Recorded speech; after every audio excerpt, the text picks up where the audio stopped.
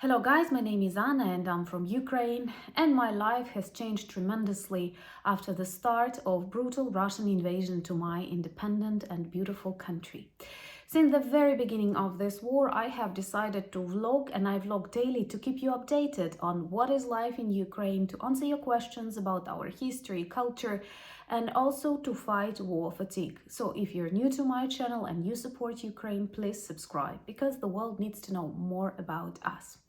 And today I want to speak about that drone attack on Moscow, who is responsible for that and how do we feel about that in Ukraine.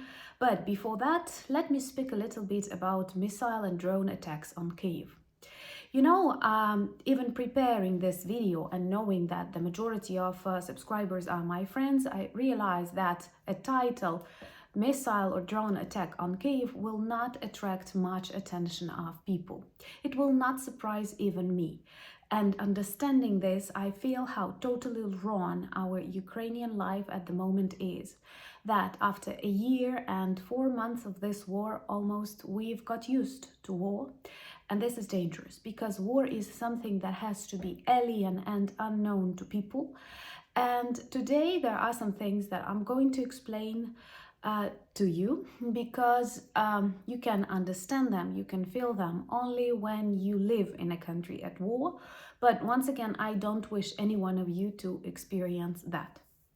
So with a brief prehistory, within the last weeks, Russia is extremely aggressive and sends hundreds of missiles and drones in the direction of Ukraine. For example, Kyiv has experienced a number of very heavy and combined attacks within the last 10 days, let's say. What is important, they send Shaheds, they send missiles of different types like Kinzhal, and I don't know why so many of you like it when I say Kalibr.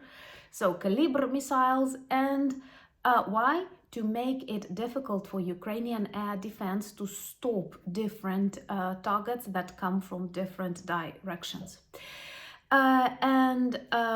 This is the way they want, well, first of all, cause fear and panic in Ukrainians.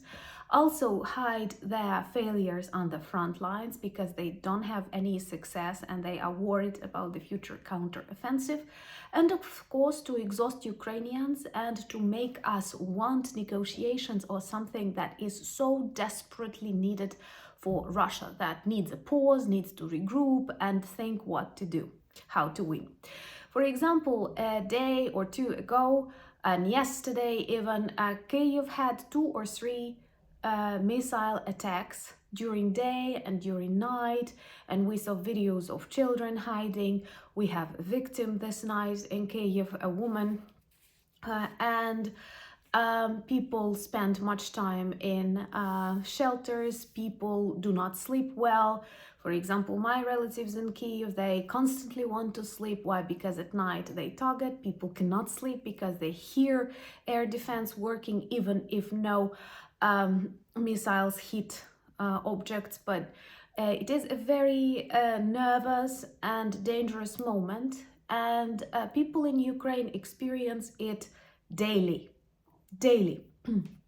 And the purpose is, first of all, to exhaust Ukrainians, then to terrorize Ukrainians, because they target not only military objects or weapons that we were supplied by our allies, that is their top priority, but also lots and lots of civilian objects, including hospitals, schools, trade centers. Why? To cause panic and to make Ukrainians surrender. But of course, we are a different type of people, and I wonder how come they don't understand that still, that we will fight until we win. That is the only end to this war. Ukraine, with the support of its allies, uses all the means that it gets, different kinds of weapons, to protect itself from this air raids. And we are very successful in that. You know that the percentage of stopped Shaheds and missiles is really high. If you compare it to the beginning of this war, you see tremendous changes. And first of all, we are very grateful for our allies. Secondly, we are very proud of our Ukrainian armed forces, who are so well trained. And sometimes we do think how different life could be if we got it at the very beginning of this war. And we also use the weapons that we get to destroy Russian military objects on temporarily occupied territories of Ukraine, because we are not allowed to use the Allies' supplies on Russian territory. But being very proud of Ukraine and being confident in our future victory, I have to attract your attention to the fact that this victory comes at a very high price. And Ukrainian success is not only based on HIMARS and Patriots, a lot of that is, of course, based on that, but also on human blood and victims of our soldiers and civilians. That's why we want to win this war, the sooner the better, because every day costs human lives. And that's why we are asking for more and more weapons, because these weapons actually help us protect Ukrainians. Think about how many civilians could have died in Kyiv this night if we did not have good air defense systems. So think about these hundreds and maybe thousands of lives that you saved because you pushed your governments and they supply Ukraine with the weapons that we need. But we still do not have long-range missiles, and we cannot target Russian airfields that have planes and jets that later bomb Ukrainians. We cannot stop the supply of their artillery and many other things. So I, as a Ukrainian, believe that we should be allowed to target Russian military objects that they use to kill Ukrainians, and also places of their military and political decisions. This is a very Russian phrase. And today we learned that Moscow was targeted by a number of drones that we don't know flew from which direction, and I cannot tell you that these are definitely Ukrainian or these are Russian partisans. I'm not an expert, and we don't have that information in Ukrainian media. And we don't know who said them, but what we know and what we feel about that. Well, first of all, no matter where they come from, Ukrainian territory or Russian territory, these drones flew a really long distance, and they managed to reach the heart of Moscow Empire. They managed to reach the capital of Russia. That is a symbol. You know, Russians wanted to take Kyiv in 3 days because Kyiv is the heart of Ukraine and Moscow is the heart of Russia, and they've managed to reach it.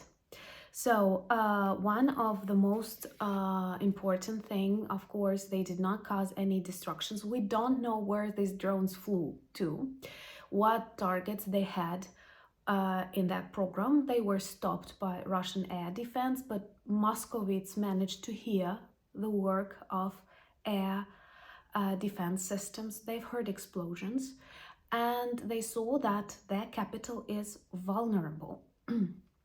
And we've managed, I don't know whether Ukrainians or Russians who fight against Putin regime, we've managed to demonstrate and debunk one of the myths that Russia is fully protected, that Russia is so strong that it will fight everywhere in the world, but nothing will happen inside. And here we see that this is one more myth.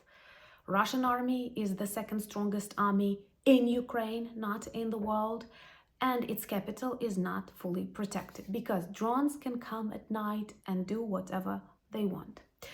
Also, hopefully for our future victory and for the success of counter-offensive, more and more accidents of such type will take place. Why do we need that?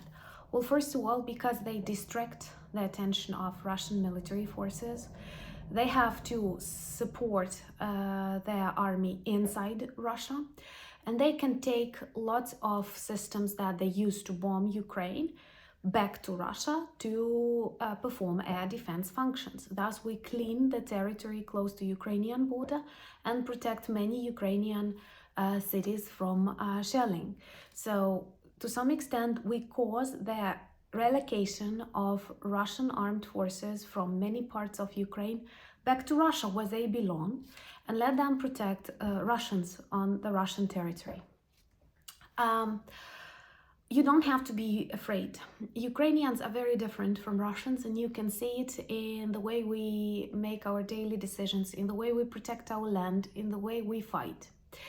So we will never target Russian schools or hospitals, because that's not the way we want to live this life. And we care not only about Russians because we have all the right to hate them or to feel disgust. That's what I personally feel at the moment.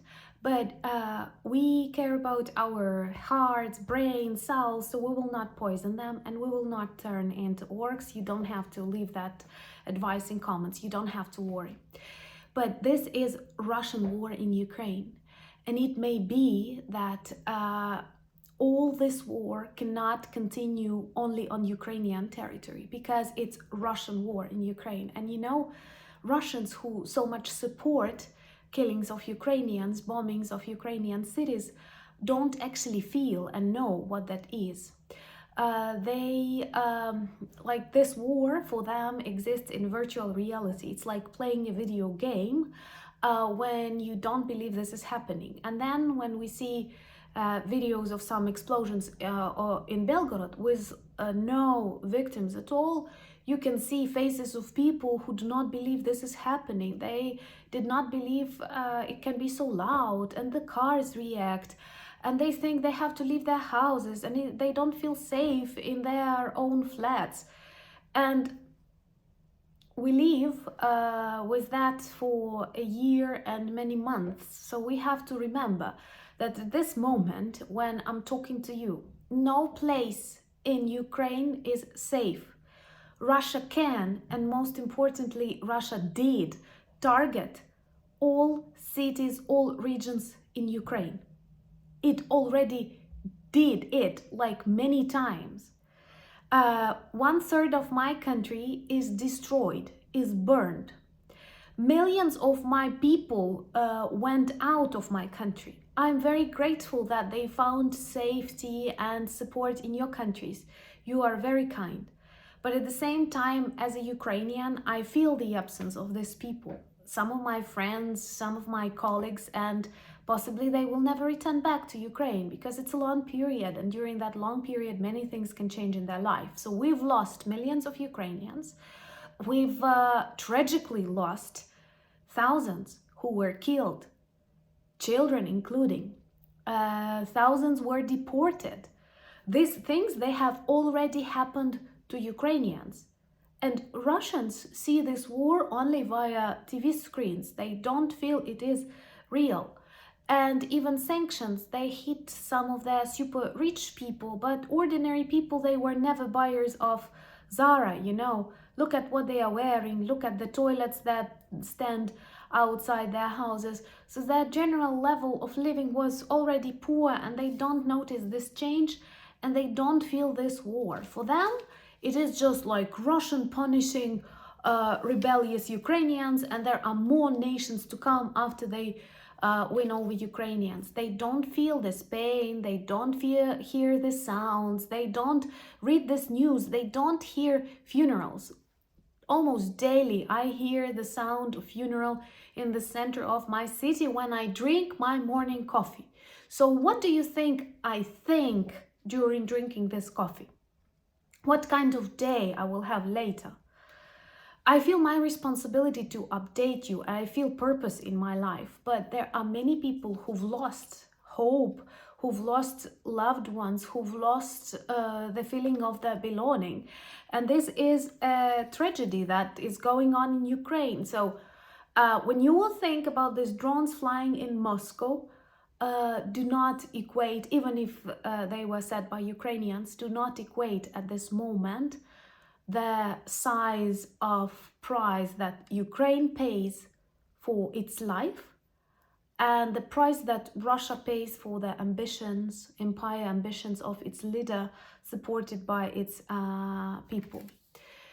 So I think that if this war continues, many more accidents might happen in Russia, they will not all be Ukrainian, because there are Russian partisan movements like Freedom Legion or Volunteer Corps, and maybe many more people will see that Putin is a criminal and that Russia turned into a terrorist state.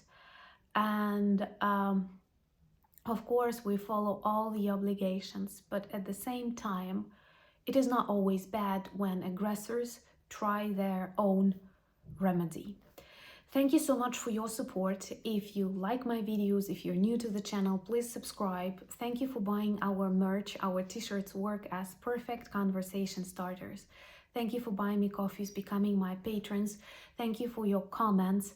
I'm really grateful to have this beautiful community and that you are in this war together with Ukraine. Slava Ukraini!